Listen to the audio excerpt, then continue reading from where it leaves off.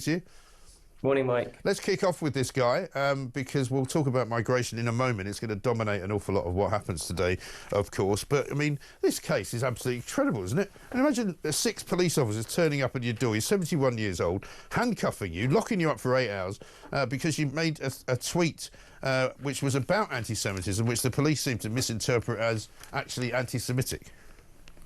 It's disgraceful. And I think, well done to the 71-year-old to actually be recording what was happening. I think that's really good that he recorded it, he documented everything that was happening, and so that we can all see how the police reacted in that situation. But it's just another example of, I think, in the UK becoming more and more authoritarian, not allowing us to really express any kind of views that don't fall in line with the new sort of social contract of Britain. So I think it is really disgraceful and terrible. But I think really well done to Paul, the ex-police officer, to record this, to have the courage now to sue, because I guarantee this is happening all across the UK, but most people wouldn't necessarily have this courage to go public, to do what they did, to react the way this police officer, ex-former police officer, has reacted. So I think really well done to him, and hopefully he does win that lawsuit, and hopefully he does pocket some good money from it. Well, he's being supported by Lord Young, Toby Young, and the Free Speech Union, which is good because they're very, very good at doing this for people, and they normally win, and they're normally successful as well. I mean, he's already told a couple of newspapers that he got a phone call from the Kent Police Chief Constable Tim Smith, who rang him and offered him a personal apology for the ordeal that he endured, and to say that the incident would be thoroughly investigated. But, that doesn't change the trauma that he went through, so I think he should sue them. No, definitely. And I think we need to hold some of these police officers to account. I understand that they may be following orders, and this is a new structure, but this must be a much wider review in terms of what our police role in the UK. We know already that the UK police arrest more people for social media posts than Russia do, and I think this is just an extension of that. And I think we should, in Britain, really be worried and sad, because, like I said, this person's actually had the courage to report this, but I guarantee this is happening across the UK, and most people would not be doing what he's doing. So I think it should be a wake-up call for everyone in Britain, and a real review in our police force and what they can actually do and not do should really be questioned. Absolutely right. And bizarrely, this was a post that he put up in November the 1st of 2023. It was in relation, obviously, to some pro-Palestinian marches that happened in London after what happened on October the 7th. But incredibly, the concerns around the online content, which were reported to the police, the tweet was only viewed 26 times. So it wasn't as if it was something that had gone viral and somebody could say, it's influencing an awful lot of people. 26 times it had been viewed. I mean, that's ludicrous, isn't it? Disgraceful. And I think it just shows what they're trying to. They're trying to stop anyone that they can from speaking out, and they want this control. They want us not to be able to think. And I think to pick on somebody who has 26 views, what would be the rationale? I've heard people say inciting violence and all this stuff, and they have a massive following, but this is just a person expressing his opinion. You may agree, you may not. It's fine, it's normal. And I think we really need to start to draw some lines in what can be said and what can't be said on social media. It just seems like right now, if you're a specific type of person, e.g. a male white person over the age of 40, 50, your vocabulary, social media, in just general TV media, full stop, is so limited. And I think that is terrible for freedom of speech. It's terrible for the whole of Britain. Doesn't matter what your skin color is, because it is very, very clear to me, if you are a middle-aged white male, the things that you can say in society in the UK, your vocabulary is so small. You cross that vocabulary, you're in big trouble. And I think that's really, really terrible. And you wonder why things like this are happening, but you've got a story in the Mail today saying that Scotland Yard has so far put 1,500 minority staff through its mentoring programme to help improve their chances of promotion. Basically, they're offering bespoke workshops to minority and female recruits to help them gain promotion, because they're saying that they want to stop white men from being promoted singly and sort of as a group of people, which seems extraordinary. Well, I think what we've gone from now is this anti-racism. I think this moving past targeting or promoting women. There's been a change. A lot of this anti-racism, it's now just changing the hierarchy. It's now racism towards white people. Yeah. The pro-feminist movement now is basically an attack on men. They're trying to change the hierarchy, essentially, and the structure. So now that they're using this, well, men are being privileged, white people are being privileged, so now we want to turn the tables, and we now want the different minorities to be in control, and we want the females in control. It's really bizarre. It's not. This isn't. These movements are not. They're not for the full society. They're just trying to change the hierarchy at the table, and they don't care how they're going to do it. And I think that's really, really bad. They're not actually sitting there thinking, you know what? Let's actually just get the best people employed, especially when it comes to our police who are there to protect us. This is the last place we should want diversity in the sense of be pushing this, because Right. all most people will care about is if they have a fire at their home, if there's an argument, if there's a fight, they want the safest, the strongest, most competent people. If it's a minority, if it's a female, if it's a man, most people don't care. They just want to be protected.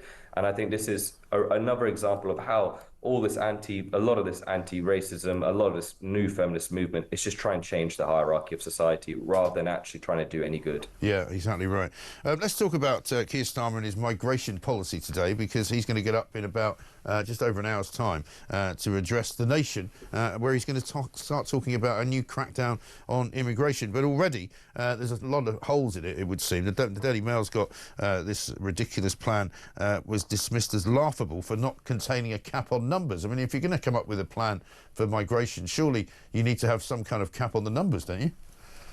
I think this plan, and you can tell how poorly it's been designed and how poorly it's been done, is purely on the basis of what happened with the local elections in Reform doing so well. I think it's just a pure reaction to that. I think they've actually sat there and thought, well, there was actually a serious chance that we're not going to be in power coming up to the next election. The Tories, they can always keep arguing and saying, well, you did nothing to migration. You've got no legs to stand on when it comes to this argument. Now there's actually a third party that can come out and say, well, we haven't had that opportunity and these are our plans. So I think this is a pure reaction to the local election results. I don't think they really believe this. If they want to, they could start doing something right now, as opposed to this is something I think these plans are going to come into place next year. If they were serious about it, they would do something right now. But I think migration, I think it needs a much bigger conversation. We know why the Conservative Party did a poor job with it. We know why Labour will continue to do a poor job with it. It's being used to just essentially inflate GDP numbers, inflate the economy when the average person's getting worse and worse off in the UK. I don't think he's serious about this, because he knows if he does cut net migration substantially, that'll have an impact on the economy in a short-term basis. I don't think he's going to do that, because for him, these graphs are really, really important. This is how he justifies his job, his career. The average person doesn't come into his consideration. So I don't think many people have any trust in these new migration plans. Because if you read the small print, unless he's going to say something very, very different at 8:30, which we don't anticipate, he says in the Telegraph that they're going to unveil plans that tighten legislation that allow courts to grant asylum to foreign criminals and illegal migrants under the ECHR in exceptional circumstances, right? So, I mean, basically, as long as those exceptional circumstances still exist, then they're still going to be allowed to stay here. And he reckons that he's going to be trying to give the impression that none of these people will stay here. But you know as well as I do that there'll be plenty of exceptional circumstances. But, my exceptional circumstance might be different from an immigration judging panel's exceptional circumstance. 100%. And I think what people, the first question people should be asking when he does do this speech is, why have you changed your tune? Why did this not come before the election? And why is this for so long? I'd love to know that answer, because to me, it's just such a pure reactionary thing to what happened to local elections. And again, you're right to say about the exceptional circumstances. It's purely subjective. There's nothing there that's concrete in terms of what an exceptional circumstance is. So, I think he's clear. He's probably seen that people are frustrated with migration, and he's going to come up with a speech hoping this will sort of paper the cracks and make everyone feel comfortable and happy. That's not going to happen. I think no one trusts. I think even the biggest Sir Keir Starmer fans, the few that exist, will sit there and say they do not have trust in terms of what he's saying when it comes to migration. Maybe about other things, but I think this is the last person you want to hear in terms of controlling borders. If he wants to do something with the borders, he could do it right now. He's a prime minister of the country. If he can't do something right now, then what is the point of him being in power? Right. So this idea now. I just have no trust in it. Yeah, one of the stories in The Sun today, which is extraordinary, and exclusive by Andy Robinson, about this guy, a rapper who's a mate of 50 Cent, by the way. I don't know if you've seen it. Bangum Smurf, his name is.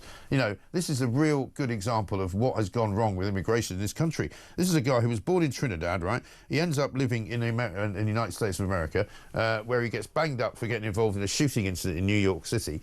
He goes to jail for 3.5 years in America. He somehow ended up in a migrant hotel in Stevenage, right?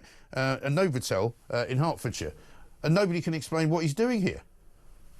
Crazy. I mean, I just saw, funny enough, something on Instagram from 50 Cent saying, I don't know this person. I had like a very brief encounter with him. But look, the crazy thing with this is it just seems like if you're a criminal and or if you're somebody who wants to come to the UK, the best way to do it is to do it illegally. Just come through the UK system illegally. If you're actually somebody who's somebody that's needed in this economy where we have shortages in so many different industries, your chances of coming to the UK are very, very slim. And I think this example just sums up how on earth he's ended up in the United Kingdom is absolutely crazy. And so when Keir Starmer gives this speech, how can anyone be seriously confident in what he's saying when you have examples like this currently in the UK? I find it baffling, and I think he'd be better off saying that I actually don't know what I'm doing with immigration. I don't know how I'm going to stop it, but I'm going to get some people who I think are going to be better at doing something, because I don't think anyone can trust what is going to come out of his mouth when it comes to immigration this morning. No, absolutely right. Good to talk to you, Sunil Sharma. Thank you very much indeed. Let's get a voice note from Belinda. Morning, Mike. Great show this morning. I'm a bit late today. Just thought I'd phone about this migrant crisis. Why does